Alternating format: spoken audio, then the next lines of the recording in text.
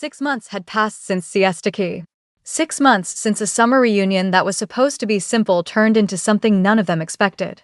6 months since Nyla Bennett, the woman who almost canceled the trip, walked away from a Florida beach with a matte black card in her hand and a man's promise that he would call. He had called. And then he had kept calling. And now, on a cold Tuesday evening in December, Nyla was standing in her Atlanta apartment looking at herself in the bathroom mirror, trying to decide if the woman staring back at her was ready for what was about to happen. Her phone buzzed on the counter. She already knew who it was without looking. The text was simple, direct, exactly like him. "I am downstairs. Take your time." She smiled at the phone. Not a big smile. The real one. The one that only came when she was alone or with people who had earned it. Min-jae had earned it. In the 6 months since Florida, he had earned it over and over again without ever demanding it. She picked up her coat, checked her reflection one more time, and walked out of her apartment. The car waiting outside was expensive in the way that did not need to announce itself. Dark. Quiet. Min-jae stepped out before the driver could open the door for her. He was wearing a dark coat over a fitted black sweater. His hair was slightly longer than it had been in Florida, just enough to notice. The geometric tattoos on his forearms were hidden by his sleeves now, but she knew they were there. She knew most things about him now. He did not say anything at first. He just looked at her the way he always looked at her. Like she was the answer to a question he had been asking for a long time. "You look beautiful," he said. "You always say that," she said. "Because it is always true." She shook her head slightly, but she was smiling as she got into the car. The restaurant he had chosen was exactly right. Not the most expensive place in Atlanta. Not the place designed to impress people who needed impressing. It was a small Italian restaurant in a neighborhood she loved, the kind of place with soft lighting and handwritten menus and tables close enough together that you could hear other conversations if you wanted to. She had mentioned it once. Months ago. In a phone conversation that lasted 3 hours while he was in Singapore and she was eating takeout alone in her apartment. She had said, "There is this little Italian place near my apartment that I keep meaning to go back to. The pasta is extraordinary." And he had remembered. That was the thing about Min-jae. He remembered everything. They sat across from each other at a corner table, and for a while they just talked the way they always talked. Easy. Unhurried. Like people who had stopped performing for each other a long time ago. He told her about a project in Seoul that was finally coming together after months of complications. She told him about a community development proposal she had submitted that might actually get approved. He listened the way he always listened, with his full attention, like there was nothing else in the world he needed to be thinking about. Then, somewhere between the appetizer and the main course, something in the air shifted. He set down his glass. "Nyla," he said. The way he said her name. She would never get used to it. "I need to talk to you about something." She felt her stomach tighten slightly, but she kept her face calm. She was good at that. She had always been good at that. "Okay," she said. He reached into his coat pocket and pulled out a small envelope. Not a ring box. She noticed that immediately and felt something she could not quite name, relief and something else mixed together. He set the envelope on the table between them. "I am not asking you to marry me tonight," he said. "I want to be clear about that." She let out a small breath. "Good. Because that would be a lot for a Tuesday." He almost smiled. "What I am asking is bigger in some ways. And smaller in others." She looked at the envelope. "What is it?" "Open it." She picked up the envelope and slid it open. Inside was a single piece of paper, folded neatly. She unfolded it and read it slowly. It was a proposal. Not for marriage. For a position. A consulting role with his development company, specifically focused on community-centered urban planning for a new project he was launching in 3 cities. Atlanta, Miami, and Seoul. She read it twice to make sure she understood what she was seeing. Then she looked up at him. "You want me to work with you?" "I want you to work on something that matters," he said. "With complete creative authority over your division. With resources most urban planners never get access to. With the ability to actually change how communities are built instead of just proposing changes that get buried in committee." She stared at him. "This is not a favor," he continued. "I am not offering this because of us. I am offering this because I have watched you work for 6 months. I have read your proposals. I have listened to you talk about what you would do if you had real resources and real support. And I am in a position to provide both. She looked down at the paper again. The numbers were significant. The scope was significant. The opportunity was the kind of thing she had imagined in her most ambitious moments, but never actually expected to see. If you say no, he said quietly, nothing between us changes. I will still be here. I will still call. I will still fly to Atlanta every time my schedule allows. This is not a condition. It is an offer. And you have complete freedom to decline it. She was quiet for a long moment. Then she said, you know this complicates things. Yes. Working together. Being together. Those are different things that do not always work well in the same space. I know. People will talk. They will assume I got this because of you instead of because of my work. Let them assume, he said. You will prove them wrong with the results. You always do. She looked at him across the table. This man who had noticed her first when she helped an elderly waitress pick up dropped plates. Who had watched her walk in the rain without running and decided that meant something. Who had said what he said on a yacht because accuracy mattered more than social ease. Who had called when he said he would call, every single time, for 6 months. I need to think about it, she said. I know, he said. Take all the time you need. She folded the paper carefully and put it back in the envelope. Then she picked up her fork and continued eating. He watched her for a moment with something close to wonder. You are remarkable, he said quietly. You always say that too. Also always true. Later that night, after he had driven her home and walked her to her door and said goodnight in the way that always felt like a promise, Nyla sat alone in her apartment with the envelope on the kitchen table in front of her. She did not open it again. She already knew what it said. What she was trying to understand was what it would mean. Her phone buzzed. The group chat. Tasha had sent a photo of herself at some event in a dress that was entirely too much and entirely perfect for her. Eden had responded with 3 fire emojis and a message about finally setting a wedding date with Raymond after everything they had worked through. Simone had sent a rare message, just checking in, asking how everyone was doing in the way that meant she was actually asking. Camille had shared a screenshot of her first week without posting, her follower count unchanged, proving that presence mattered more than constant content. And now they were all asking about Nyla's dinner. She typed slowly. He offered me a job. The responses came immediately. Tasha, what kind of job? Eden, wait, are we being serious right now? Simone, tell us everything. Camille, New York, I need details immediately. She smiled at her phone and started typing the explanation. What Nyla did not know yet was that Tasha's photo from that event was not just Tasha being Tasha. Something had happened at that event. Something Tasha had not told anyone yet. The event was a fundraising gala in Houston for a community arts organization. Tasha had been invited because she was Tasha. She knew someone who knew someone who knew the organizer, and within 48 hours of a single conversation, she had been added to the guest list with a +1 she did not use because Tasha never needed a +1. She was her own event. She had arrived in a deep purple dress that she had found at a vintage store 3 days earlier and altered herself, because Tasha could do things like that. She was loud and warm and immediately became the center of 3 separate conversations within the first 20 minutes. And then she saw him. His name was Dion Kessler. He was standing near the bar, not at the bar near it. Like he had intended to get a drink and then forgotten because something else had caught his attention. He was tall, dark-skinned, with a close-shaved head and a build that suggested he used his body for something physical before he used it for whatever he used it for now. He was wearing a dark suit that fit him well, but not in the way that suggested he wore suits often. More like he had made an effort for this specific evening, and the effort showed in the right ways. He was watching Tasha. Not in the way men usually watched Tasha, which was with interest and entertainment and the unspoken assumption that she was performing for their benefit. He was watching her the way you watch someone who has made a room lighter just by being in it, and you are trying to understand how they did it. Tasha noticed him noticing. She was Tasha. She noticed everything. But instead of going to him immediately, which is what everyone who knew her would have expected, she stayed where she was. She kept talking to the people around her. She let the awareness sit without acting on it. That was new.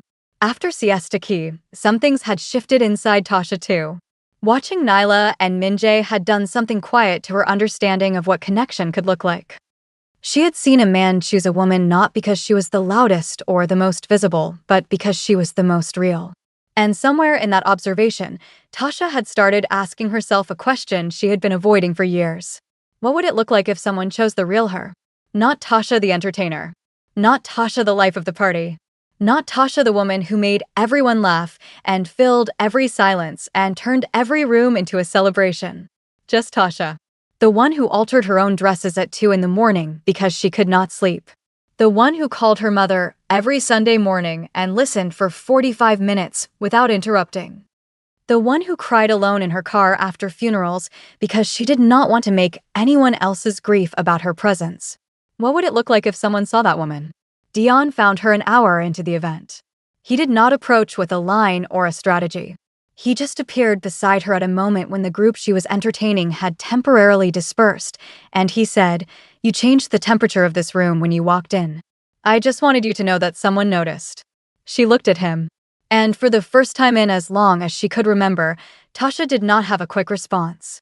Not because she was intimidated. Not because she was performing shyness. But because what he said had landed in a place she kept protected, and her usual defenses, the humor, the volume, the deflection, did not activate fast enough to cover it. "Thank you," she said. Just that. He nodded. Then he said, "I'm Dion. I run the after-school program this gala is raising money for." He was not a billionaire. He was not a CEO. He was not someone whose name moved through rooms before he entered them. He ran an after-school arts program for teenagers in 3rd Ward, a historically black neighborhood in Houston that had been fighting against displacement for decades.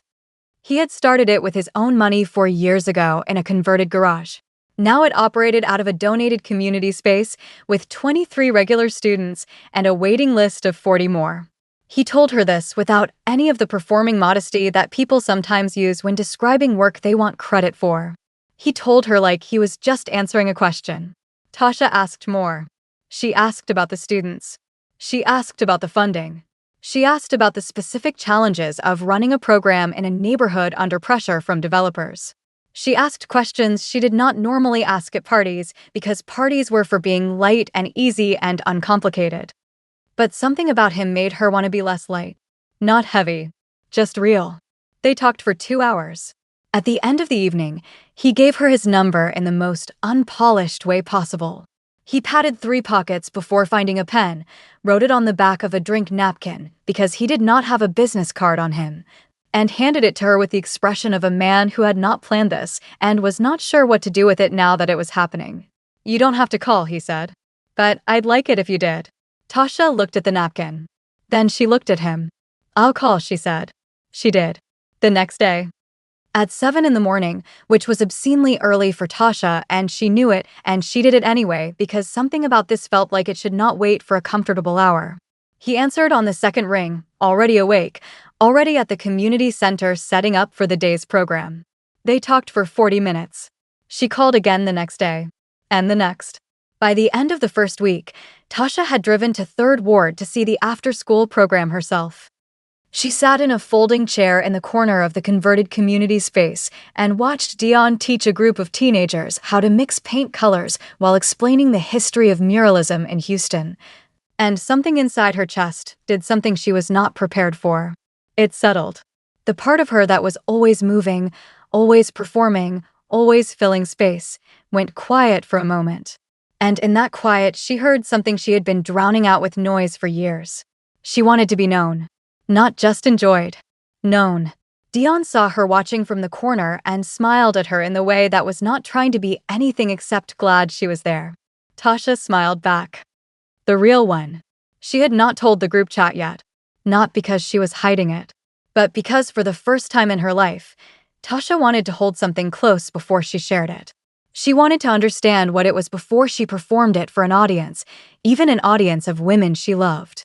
But 3 weeks after that gala, on the same night that Nyla texted the group about Minjae's job offer, Tasha was lying in her Houston apartment looking at the ceiling with her phone on her chest, thinking about a man who ran an after-school program in a converted garage and looked at her like she was more than entertainment.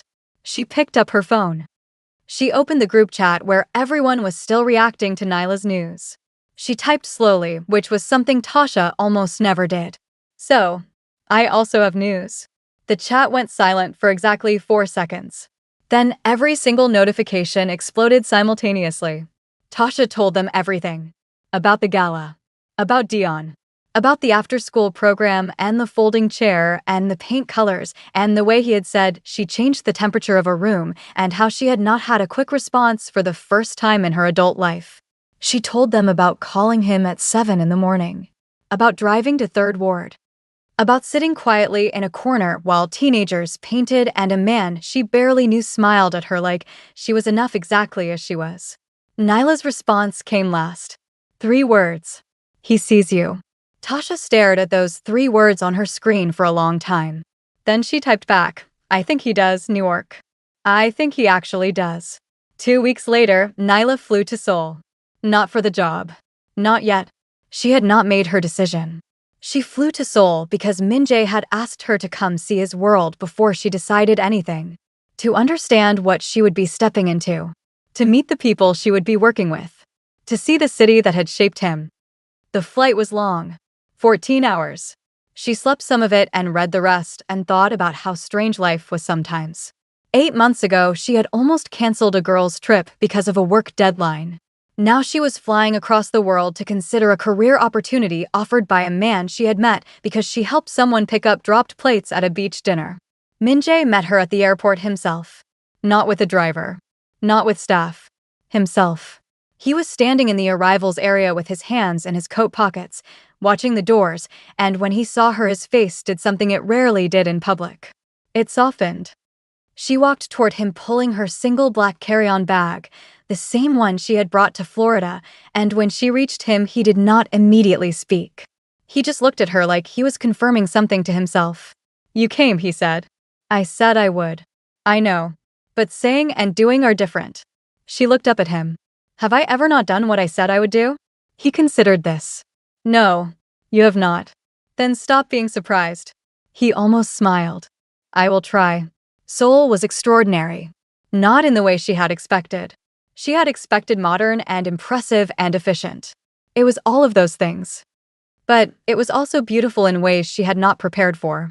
The old neighborhoods nestled against the new towers. The mountains visible from unexpected angles throughout the city. The food markets with their colors and sounds and smells.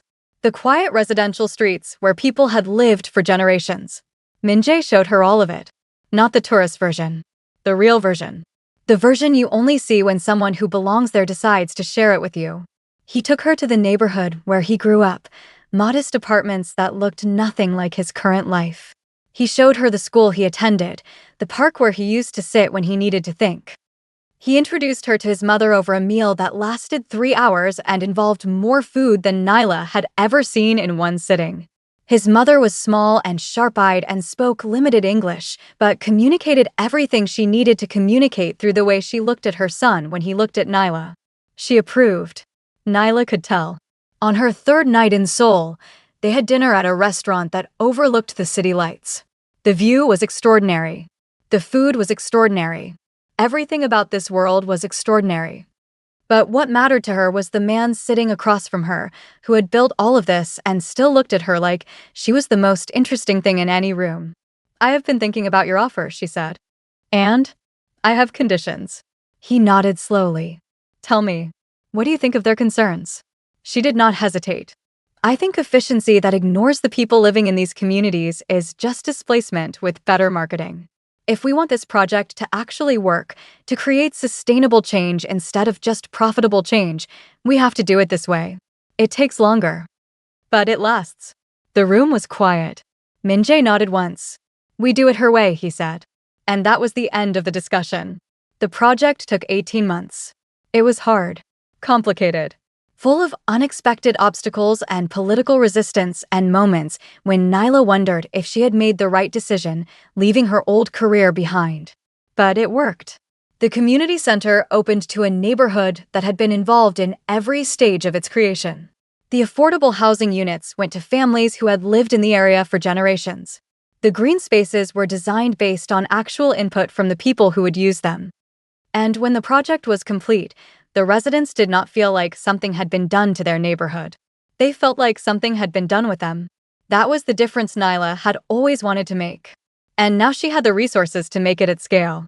During those same 18 months, Tasha moved to Houston. Nobody saw that coming. Least of all Tasha. She had always been the one who moved between cities like they were rooms in a house, never quite settling, never quite committing to any geography because commitment felt like the opposite of freedom. But Dion's world was in Third Ward. His program was in Third Ward. His students were there. His life was planted, and the roots went deep. And Tasha discovered something she had never expected. She wanted roots too. She started volunteering at the program full-time. Then she started running the community outreach. Then she started writing grant proposals with the same energy she had once used to dominate rooms at parties. It turned out that the skills that made Tasha the most magnetic person at any social event, the ability to connect, to make strangers feel seen, to turn cold rooms warm, were exactly the skills that made her extraordinary at community work. Within a year, the program had tripled its funding. Dion looked at her across the community center one afternoon while she was simultaneously on the phone with a potential donor and helping a student fix a canvas that had fallen. And he shook his head slowly with the expression of a man who still could not believe what had walked into his life. "You are the most ridiculous woman I have ever known," he said later. Ridiculous good or ridiculous bad? Ridiculous extraordinary. She grinned. The real one. The one that had always been there underneath the performance. On the night of the community center opening in Miami, Minjae found Nyla standing alone on the rooftop of the building, looking out at the neighborhood below. He had come from Seoul specifically for this. Rearranged his entire schedule. Flown 14 hours to be here for one evening. Because it mattered to her. And what mattered to her mattered to him. "You should be downstairs celebrating," he said, coming to stand beside her at the railing. "I will be. I just needed a minute." He nodded. He understood needing minutes. They stood together looking at the neighborhood lights, the community center glowing warmly below them, the sounds of celebration drifting up from the streets. "I am proud of you," he said. "I know. Does it feel like you thought it would feel?" She considered the question honestly. Better. And harder. And different. That sounds accurate. This man who had noticed her when she was not trying to be noticed. Who had chosen her when she was not competing to be chosen. Who had offered her not just himself, but a chance to do work that actually mattered. "Thank you," she said. "For what?" "For seeing me. Before I was ready to be seen." He reached over and took her hand. Just held it. Simple and warm. "I did not see something that was not there," he said. "I just saw what was there when everyone else was looking at something louder." She leaned into him slightly, her shoulder against his arm. "I love you," she said. She had said it before. But it still felt like something worth saying. "I love you too," he said. "I have loved you since a beach in Florida when you helped a stranger pick up plates without making it a performance." That is a very specific moment to identify. It was a very specific moment. She smiled. The real one. The one he had earned. Below them, the celebration continued. Above them, the stars were doing their usual quiet work. And between them, something that had started as an accident and become a choice and grown into a life continued to build itself one moment at a time. 3 years after a summer reunion that was supposed to be simple, Nyla Bennett stood in a hotel ballroom in Seoul accepting an award for community-centered development. The project in Miami had led to projects in Atlanta and Seoul and eventually 4 other cities. Her approach had become a model that other developers were starting to study and replicate. She was being recognized not because of who she was with, but because of what she had built. Minjae sat in the front row watching her. Not on stage with her. Not accepting anything on her behalf. Just sitting in the audience like everyone else, watching the woman he loved receive recognition she had earned entirely on her own. When she finished her speech and the applause began, she found his face in the crowd. He was smiling. Not the public smile he used in meetings. The real one. The rare one. The one she had earned. Tasha was not at the award ceremony. She was in Houston, at the community center, helping Bria, now 17, prepare her college application portfolio. But she had sent Nyla a voice message that morning that Nyla had listened to 3 times before the event. New York. "I just want you to know that I am proud of you in a way I cannot even put into proper words. You walked into a villa in Florida with one bag and no interest in impressing anyone, and you became the most impressive person in every room since. I love you. Now go get that award, and do not you dare cry on that stage, because I am not there to hand you a tissue, and I refuse to be replaced. Nyla had laughed. And then almost cried.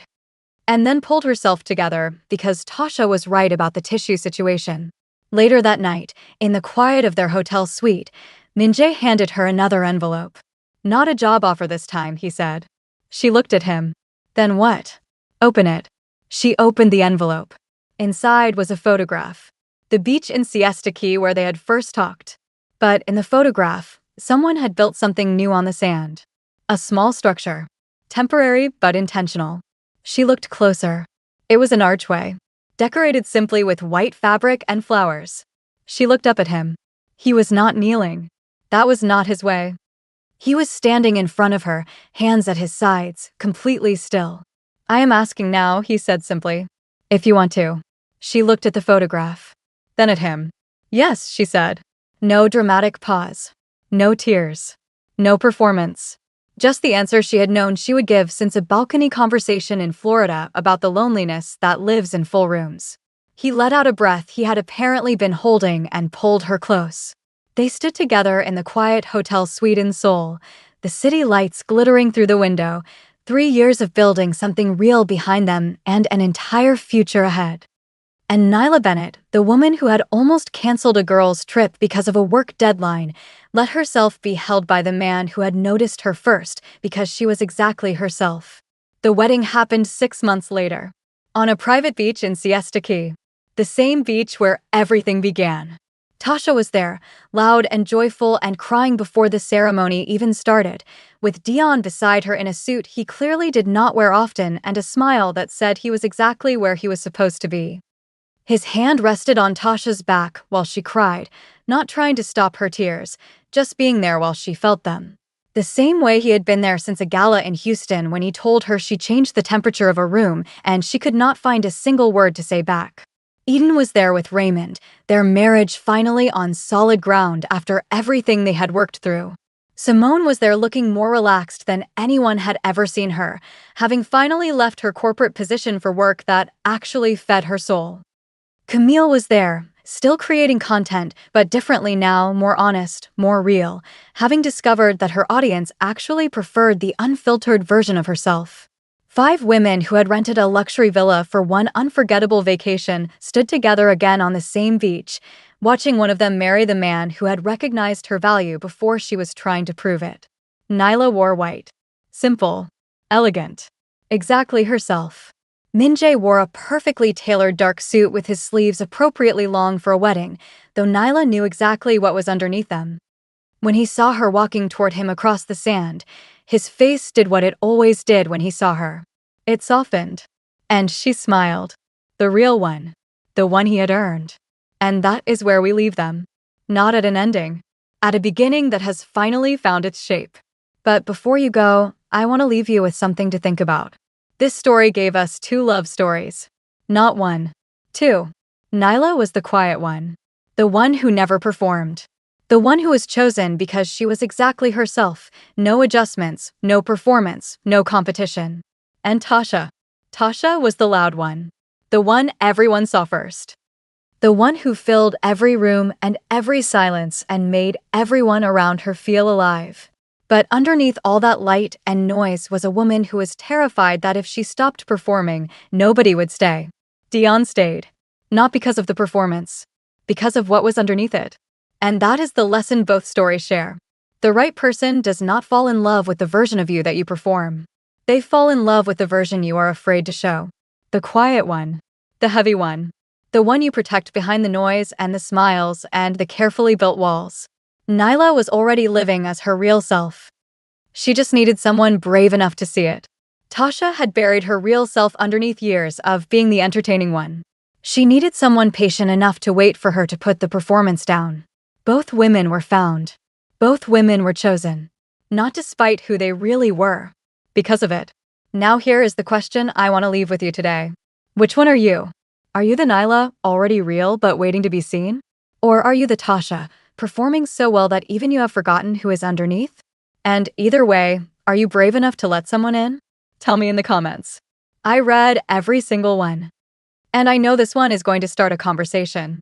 If this story moved you, share it with someone who needs to hear it today. Share it with the quiet friend who thinks nobody notices her. Share it with the loud friend who is secretly exhausted from carrying the room. Share it with anyone who has ever been afraid that their real self is not enough. It is enough. It has always been enough. Subscribe if you are new here. Turn on notifications. And remember what this story taught us from the very beginning. Peace is not passive. For some of us, it is the most powerful thing we carry. And love, real love, does not ask you to become someone else. It finds you exactly where you are and says, I see you. Stay. See you in the next one.